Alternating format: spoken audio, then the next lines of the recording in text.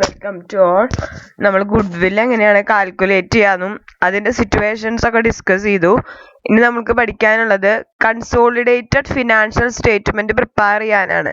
നമ്മൾ പറഞ്ഞു ഒരു ഹോൾഡിംഗ് കമ്പനിയും സബ്സിഡറി കമ്പനീനെയൊക്കെ നമ്മളൊരു ഗ്രൂപ്പ് ആയിട്ടാണ് കൺസിഡർ ചെയ്യുന്നത്. ഈ ചാപ്റ്ററിന്റെ തുടക്കത്തിൽ തന്നെ ഞാൻ പറഞ്ഞു എന്താണ് ഒരു ഗ്രൂപ്പ്, ഹോൾഡിംഗ് കമ്പനീനെയും സബ്സിഡറിയും കമ്പനീനെയും ഒരു ഗ്രൂപ്പ് ആയിട്ടാണ് കാണുന്നത്. അപ്പോൾ ആ ഗ്രൂപ്പിന്റെ ഫിനാൻഷ്യൽ സ്റ്റേറ്റ്മെന്റ് ആണ് വേണ്ടത്, എങ്കിലാണ് ആ ഗ്രൂപ്പിന്റെ ഫിനാൻഷ്യൽ സ്ട്രെങ്ത് നമുക്ക് അറിയാൻ പറ്റുള്ളൂ. അപ്പൊ അങ്ങനെ പാരന്റ് കമ്പനിയുടെയും സബ്സിഡറി കമ്പനിയുടെയും ഫിനാൻഷ്യൽ സ്റ്റേറ്റ്മെന്റുകൾ കമ്പൈൻ ചെയ്ത് പ്രിപ്പയർ ചെയ്യുന്ന സ്റ്റേറ്റ്മെന്റിനെയാണ് നമ്മൾ എന്ത് പറയുന്നത്, കൺസോളിഡേറ്റഡ് ഫിനാൻഷ്യൽ സ്റ്റേറ്റ്മെന്റ് എന്ന് പറയുന്നത്. So it representing the performance and financial position of the group as if it is A single economic entity.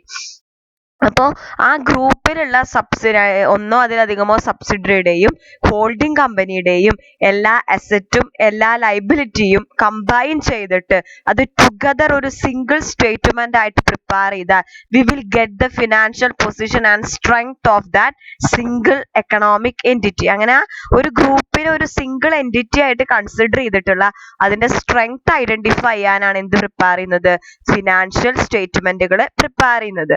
So financial statement, അങ്ങനെ ഒരു കൺസോളിഡേറ്റഡ് ഫിനാൻഷ്യൽ സ്റ്റേറ്റ്മെന്റ് എന്ന് പറയുമ്പോൾ ഒരുപാട് ഇൻഫോർമേഷൻസ് ആ യൂസേഴ്സിന് കൊടുക്കുന്നുണ്ട്.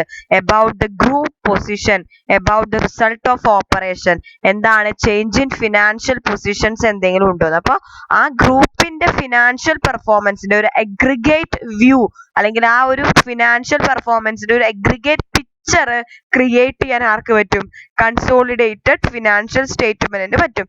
അപ്പോൾ നമ്മള് ചില കേസുകളിൽ ആ ഗ്രൂപ്പിന്റെ എല്ലാ എക്കണോമിക് ആക്ടിവിറ്റികളും ഇവിടെ ഉണ്ടായിരിക്കണം, ആ കൺസോളിഡേറ്റഡ് സ്റ്റേറ്റ്മെന്റിൽ എക്സിബിറ്റ് ചെയ്യണം എന്നാണ് പറയുന്നത്.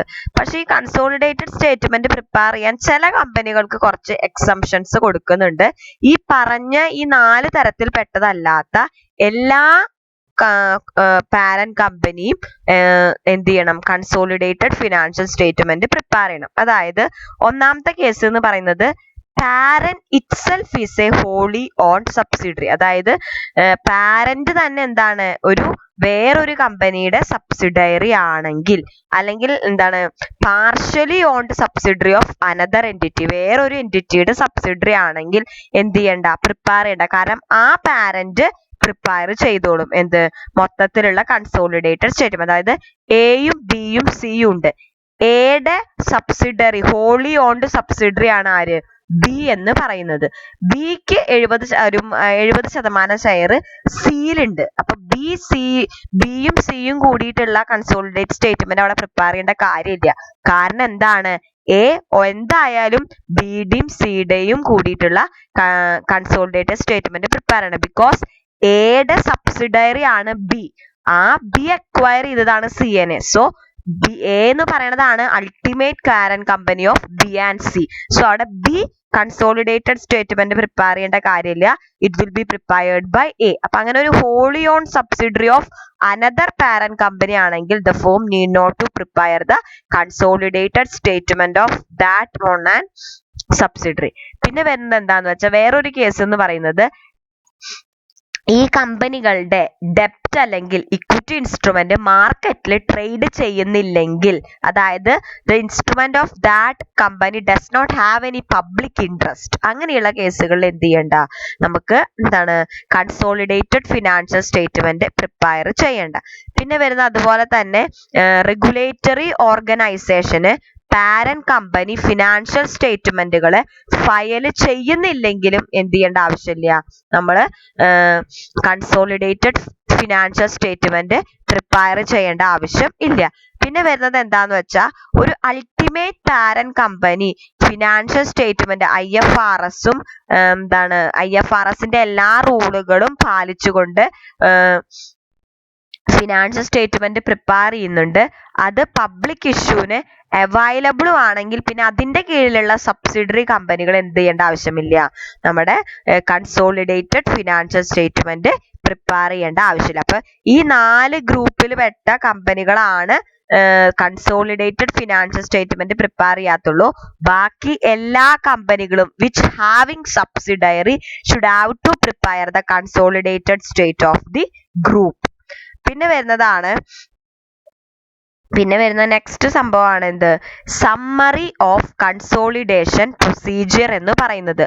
IFRS 10 അതായത് ഇന്ത് AS 110 ആണ് കൺസോളിഡേറ്റഡ് ഫിനാൻഷ്യൽ സ്റ്റേറ്റ്മെന്റ് പ്രിപ്പയർ ചെയ്യുന്ന ബേസിക് പ്രൊസീജിയറിനെ കുറിച്ചിട്ട് പറയുന്നത്. അതായത് എപ്പോഴും financial statement of parent and it subsidiary company are combined on a line by line basis. അതായത് എന്താന്ന് വെച്ചാൽ നമ്മൾ ആ കൺസോളിഡേറ്റഡ് സ്റ്റേറ്റ്മെന്റ് പ്രിപ്പയർ ചെയ്യുമ്പോൾ we will add the item of assets, liabilities, equity, income and expenses. അതായത് രണ്ട് കമ്പനികളുടെ അല്ലെങ്കിൽ ആ ഗ്രൂപ്പിലെ എല്ലാ കമ്പനികളുടെയും അസറ്റുകൾ നമ്മൾ ആഡ് ചെയ്യും, ലയബിലിറ്റികൾ നമ്മൾ മൊത്തം ആഡ് ചെയ്യും. നമുക്കത് പ്രോബ്ലം ചെയ്യുമ്പോൾ കുറച്ചും കൂടി ക്ലിയർ ചെയ്യും.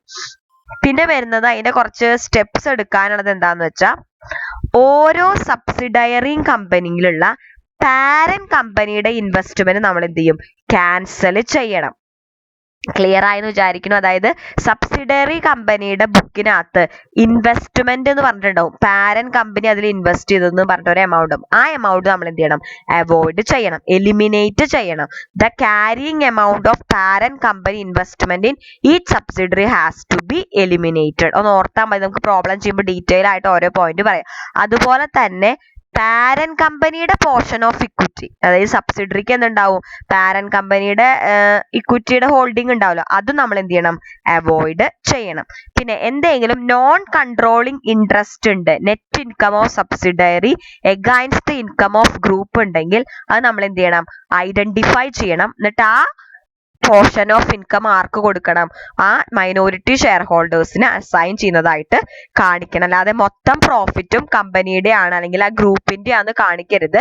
The portion of non controlling interest has to be identified in respect of income and has to be attributable to shareholders. പിന്നെ വരുന്ന അതുപോലെ നോൺ കൺട്രോളിംഗ് ഇൻട്രസ്റ്റിന്റെ അസറ്റിലുള്ള പ്രപ്പോർഷൻ നമ്മൾ ഡിറ്റർമൈൻ ചെയ്തിട്ട് അത് അവർക്ക് അലോക്കേറ്റ് കൊടുക്കണം. അതുപോലെ അവരുടെ ഇക്വിറ്റിയിലുള്ള ഇൻട്രസ്റ്റ് നമ്മൾ ഐഡന്റിഫൈ ചെയ്യണം. ഇനി വരുന്നത് intra group assets and liabilities, അതുപോലെ ട്രാൻസാക്ഷൻസ് ഉണ്ടെങ്കിൽ നമ്മൾ എന്ത് ചെയ്യണം, അത് അൺറിയലൈസ്ഡ് പ്രോഫിറ്റിലേക്ക് അങ്ങനെ അതിന് വകി വെച്ചിട്ടുണ്ടെങ്കിൽ നമ്മൾ അത് എന്ത് ചെയ്യണം, അത് നമ്മൾ എലിമിനേറ്റ്. ഇപ്പോൾ എ എന്ന കമ്പനി അതിന്റെ ഗുഡ് എന്ത് ചെയ്തു, ബിക്ക് കൊടുത്തു. അതിന് 15 രൂപ വിലയുള്ള റോ മെറ്റീരിയൽ ആണ് ബിക്ക് കൊടുത്തത്. അതെന്താണ്, A parent company, B subsidiary company, ആ റോ മെറ്റീരിയൽ ബിക്ക് കൊടുത്തു. അവിടെ എന്ത് ചെയ്യില്ല, ബി പേയ്മെന്റ് കൊടുക്കുന്നില്ല. സോ അവിടെ ഒരു അൺറിയലൈസ്ഡ് പ്രോഫിറ്റിന്റെ ഒരു ഇതുണ്ട്. കാരണം നമുക്കത് പുറത്താ വിറ്റിരുന്നെങ്കിൽ we will get the profit.